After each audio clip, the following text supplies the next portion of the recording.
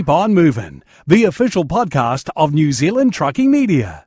This is the special Keep On Moving podcast with Murray Lindsay and Dave McCoid. Hey, Dave. The special Keep On Moving podcast. The special. So what we're going to do on occasions when we have something interesting, we're just going to put it out by itself, just a simple interview. Like this time round, Dave, who are we going to be chatting with? Okay, so I was really lucky back in late July or mid-July to Niko Verstockt, who is the commercial director for VBG, was in New Zealand on a bit of a tour for new products and also commemorating 100 years of Ringfeder in the industry, which, as any truck person will know, is one of our oldest and greatest vehicle couplers.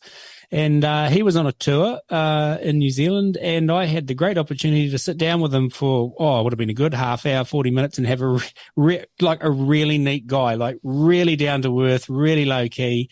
Was a great conversation and a great one to share for the listeners because very interesting company. It's been a part of all of our trucking lives. At some stage, somebody has encountered the Ringfeder product, and it's so neat to meet these people from HQ, and they're just so ordinary, you know. I'm here this morning in sunny Auckland, New Zealand, the first sunny day we've had for about a week, and I have the privilege and thrill of sitting here this morning with Niko Verstockt.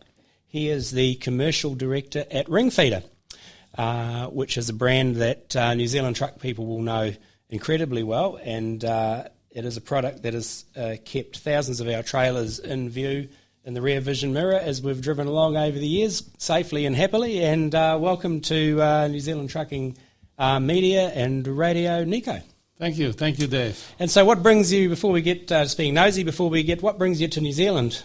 Now, we have two high points or high moments in the company. We are existing this year 100 years. Ringfeder started up in 1922, so we are a little bit proud about that. And as well, in the same year, we introduced a new range couplings, as well the Ringfeder RF50 for New Zealand specification. Right, excellent. And so you're here to launch that product here? Absolutely, yeah. And to show a little bit the advantages, the changes. Yep. Between the existing one and the new that will comes up soon. Yeah. Okay. Cool. So what we'll do is we'll go back a bit and we'll talk about that 100-year history of the company. But before we even do that, let's just introduce people to you a bit more. So you're a Belgian by birth. I'm a Belgian by birth. I still live in Belgium. My office is in Sweden. Yep. So, and I'm taking care as well of the international warehouse, which is based in Belgium. So we produce in Sweden, but we have a central warehouse in Belgium, nearby Hasselt, Beringen. Yep. Which is not so far from my house, especially when you're in New Zealand. It's a small distance. So, as well, the international commercial office is in Krefeld, which is in Germany. Yep. Where as well the R&D is based for the brand Ringfeder. Right. So okay. So you're all over Europe quite a lot of the time. Yes. Yeah. Yes. Not the last 2 years, as you know. No, that's exactly right. No, everyone was sitting. Exactly. Yeah, everybody's got to work from home in the last 2 years. So, your background in the industry, like your background, is it your career background? I must say, I left school specialized in industrial vehicle educations. Right. I've done that in Holland. On more automotive in that times, but in the meanwhile, the institute is more concentrated as well on trucks. So now that's where I left school at 88, and then I started in the automotive for 2 years. And in 1990, I joined Iveco. Yep. And I've been in the commercial vehicles since then. From Iveco, I went to Hiva. I was managing director of a factory that makes loader cranes. Mm-hmm. And after that, now I'm 17 years with VBG. Right. VBG truck equipment, yeah. Yep. Sweden. Interesting career. And fascinating time through history to be involved in transport of all kinds as it evolves rapidly.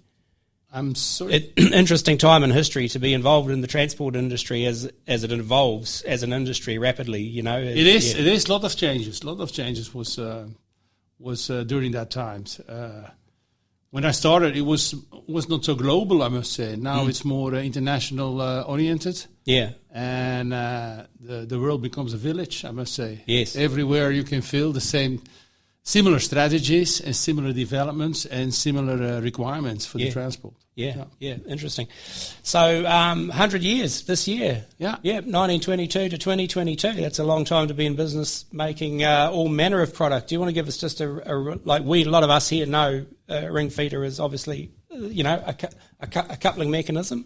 But the company's interests are broad and vast, aren't they? It is. It started in 1922, in fact, not with couplings. It started with springs. And you can see that in the name as well, because Ringfeder is, if you translate it, it's a German word. And ring is clear, that's a ring. And feather stands for spring. Right. So you could say it's ring spring. Yep. And that's where they started. And first major market for them in 1922 was the buffers between train wagons. Right. You Yes. see Yes, I read that. Yeah. Yep. And that's a ring spring. And then later on, they went to the coupling of the wagons. So Yep. it was very close for them to do that development. And from there out, it went out to truck couplings. Yes. Yeah. As because in 1922, I suppose the demand for truck couplings probably wasn't that great. No. Train couplings, yes. In those times, they were happy that their own truck was driving without without the trailer. Yeah, that's exactly right. Yeah. And then, of course, as that whole industry expanded, and the opportunity just presented itself, isn't it? Correct. Yeah. Correct. And what else is in the, if we progress through history, what else is in the company's portfolio?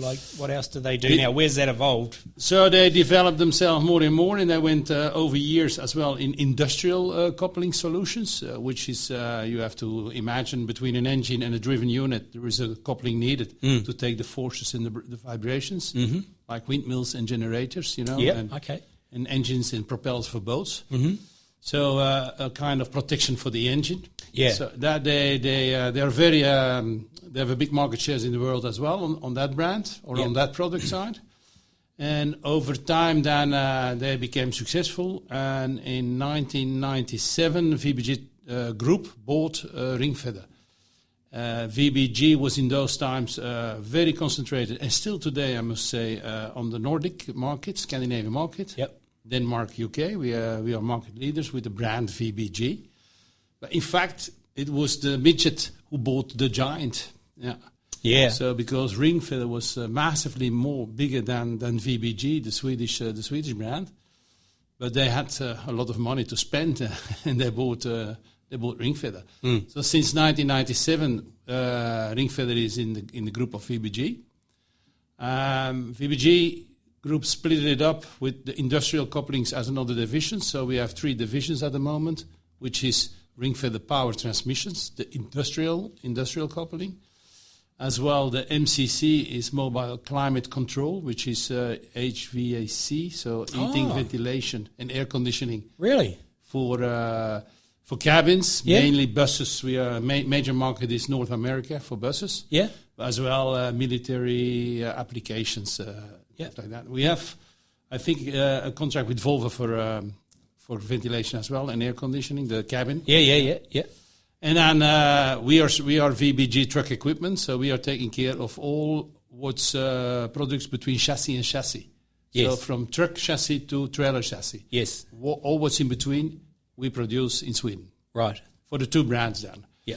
As well, last but not least, the automatic snow chains we produce as well in Sweden and North America. And this is a system, you flip the switch, up to 50 kilometers an hour, you can have automatic snow chains under the tires. So really, yeah. So explain that a bit more. So you're doing 50.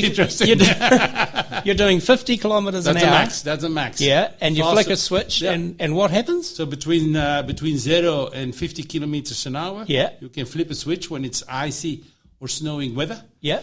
And under the truck there is a system mounted. In fact it's a wheel where up to 6 up to 12 chains can be mounted.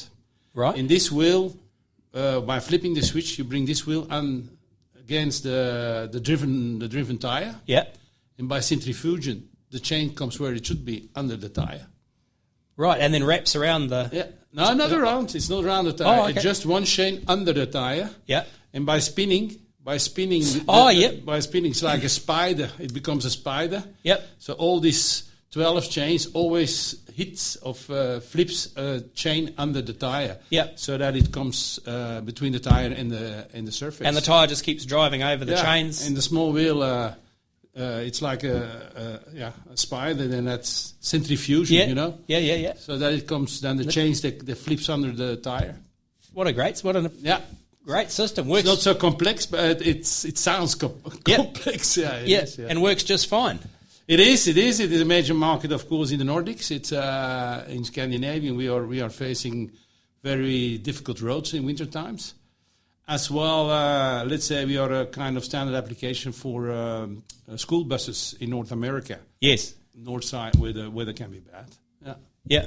Interesting. And so drivers no longer have to get out of the cab in the freezing and put chains and hook them up. And it's crazy that it is not a standard application in this kind of areas. Yeah. Interesting. Oh, no, that was a fascinating excursion into snowy weather. Yeah. So you're here for just coming back to you've been on the road since 1st of July, you said? Correct. Yep. Yeah, and correct. So you're here to launch a new product to the New Zealand market. Exactly. Yep. We will launch. It's ongoing, by the way, so it's available in the New Zealand market today. Yep. The RF50 B and Z MSD. So B is standing for the long handles, typical for this market. Yep. And Z, it's a logical. We can work that. It's New Zealand. You can work out that by yourself. And MSD is standing for the manual safety device. So you're the only market, together with Australia, who has a manual second safety, which is different with all other markets in the world. Right. Yeah. Yep. And so, how does the new one? You said the new one's got some distinct advantages over its predecessor. The biggest focus we had some target points. The most of them we reached. And we have done some tests as well in these areas, and mainly in Australia. So for 2 years there was a test on the new coupling. We changed some features according to the remarks from the drivers to really to apply according to their expectations. So that came out that we have a product with where the major feature is that we can take off the mouth without removing the bushings, which was a necessity with the existing one. Mm-hmm. And we had a lot of remarks from the mechanic that this was a tough job to do and took a long time. And now it's a job of, for me, 15 minutes. But I'm an office guy, so I assume for a good guy with good right hands, he can do that at least in 10 minutes. Yep. So that's the biggest advantage. On the other side, the recognition is very clear on the manual safety device. It's not a wheel anymore. So it's just a flip now. It's a kind of switch, which you can manage easily with your fingers, so you don't need two hands to open it. You can do it with one hand, flip the switch, and then you pull up the coupling to open it up. Right. So you press a button and then pull the lever up? No, it's not one. It's first you flip a switch, and then you can pull up. So you don't have to use your two hands. Oh, so it's not a simultaneous thing. Yeah. No. You do one first and then the other. One first and then the other. Yeah. But before it was with the old butterfly. A kind of wheel, and of course, rough guys, they don't care because it's tensioning by a spring, and you have to put. But I can imagine in bad weather, mud in the forest, off road, that it is not always nice under a tipper. You know how it is. Rain is dropping down in your neck, so now it's easy. Flip very fast, and you can pull up with the handle of the coupling to open it up. So that's. And maybe, I don't know here, but in other continents, more and more female drivers are coming up. Yes. With all respect for female drivers, of course, but for them, it's forces are not always what they want to do. They have much more skills than men, probably, but men want to show the muscles, and they have their other skills, you know. Yeah. So it's easy to operate. Yeah, absolutely. It's very, very fair. And last but not least is inside. We redesigned everything. The bushings, the top bushing is redesigned so that it is.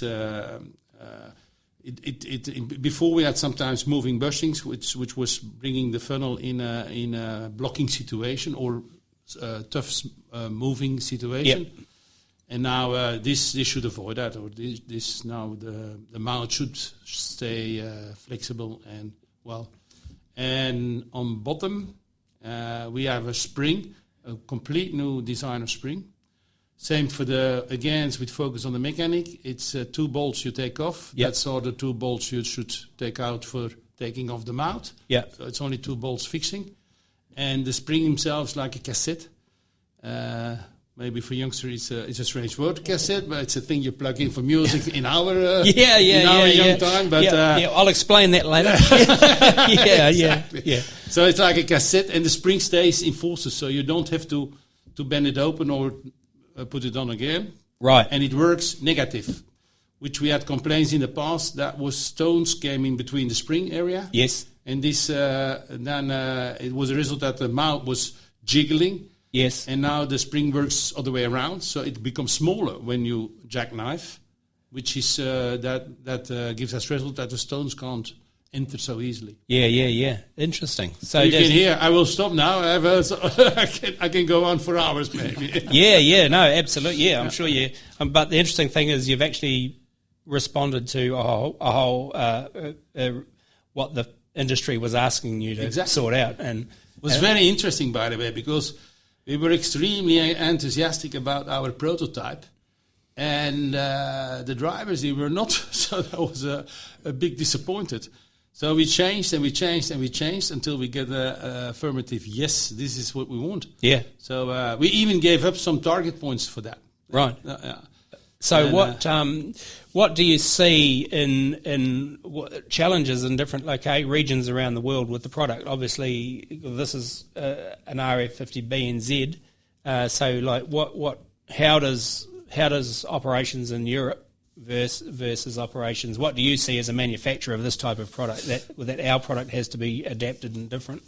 The New Zealand is really a truck and trailer market, full trailers a lot with hinged drawbars.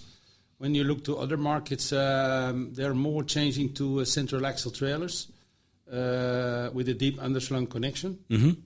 Of course, to stay as a maximum volume in a maximum length, you can bring the truck and the trailer closer to each other by doing that. But on the other hand, it's easy to drive. We are struggling in many parts of the world with drivers, good drivers. So a central axle trailer is easier to drive backwards than a full trailer. Mm-hmm. So in that sense, that's the major differences between a market here and in other countries. Maybe as well, what I see here is that tipper transport, they jackknife to unload. Mm. And that stress ups, of course, not only the coupling, but as well sometimes the truck. Mm-hmm. And that's important to have a strong connection in that sense. Yes, yeah. And the over history, I think where we differentiate with Ringfeder very hardly is when a Ringfeder is open, ready for connection, it's always ready because the mouth is blocked. It's a mechanical blocking system that only can you can only put it in a locking situation when the funnel or the mouth is square. So it's always ready to connect as well. Yes, which avoid cracking mouths if that shouldn't be the case. Yes. Yeah. No, interesting. Yeah, interesting because when you're used to your own domestic market, but you did right when you go over. We are very much a truck and trailer market, even more so than our friends over the Tasman. The New Zealand standard footprint is the optimal unit as a rigid truck and drawbar trailer. Absolutely. With long drawbars, I've seen. Yeah. Long drawbars. Yeah. You can see that in Sweden as well, because for bridges they have to do that. For bridges, their distance, the distance between the axles, the farther they are, the higher they can put weight on. Yeah. Similar sort of a thing here. So how long have you been? Have you had a chance to look around the country while you've been here, or have you been? All my friends are the same. They're all jealous that I do these kind of trips, and I can tell you, what I see is industrial areas, or I'm under a truck somewhere in the middle of I don't want to say desert, but sometimes close to the desert in a workshop. Yeah, so I've seen a lot. Yes. Yeah, that kind of things. You've seen all that sort of. But we drove a little bit around, and what I've seen from the country, of course, beautiful. And I'm really, really impressed by for me at least, it's a peaceful feeling. It's I was in Christchurch. It's like very calm, very clean. Yeah. So it's a very nice environment to do your job. Yeah. Yeah. But on the touristic side, I didn't see so much. No. Any other than the configuration of the New Zealand preferred sort of truck? Is there anything that, as someone who sees the road transport world as they travel around, is there anything that jumps out at you about New Zealand trucks and configurations that you see that's of interest? Or if you compare it with for example, European solution, it's completely different because you have brands which we don't have. Yes. Yeah. So we don't have this American brands or Hino brands as a truck. Maybe small trucks, but not for connections. So we are extremely focused on these European brands, which we should, in my opinion, change because Oceania is a very important market for us. By the way, the biggest intercontinental market we have. Right. So that's outside Europe, I mean. Yeah. So, yes, if you see the applications here with big noses and huge cabins and huge wheelbases, a lot of axles on the road. Man, the standards is close to 4-axle trailers here. You rarely see that in Europe, of course. Yeah. So the application is absolutely different. It's much rougher. Yeah. Much rougher. So as well, that was a requirement to be strong in that sense. So the D value we screwed up as well from 200 to 320. Right. Yep. So to apply to all application and users on the roads here, yeah, especially off road. Well, I said off road, not asphalt roads. We don't have that in Europe. It's all asphalt. Yeah. Here, those drivers they drive really on call it off road or what is it? Gravel roads. Yeah. Yep. Yeah. And this is a big stress for a company. Interesting. Well, it's always fantastic to have people like yourself come down and have a look, and it's great that you do come down and have a look. And it's a wonderful story and a great story of listening to the customer and then going back to the drawing board and re-looking it again. That's the challenge. That is, that's a big feather in your cap for doing that. Great product in New Zealand with a long history, and thank you very much for your time this morning. That was fantastic. Nice experience, Dave. Thanks. I'm glad about that. Thanks, Dan.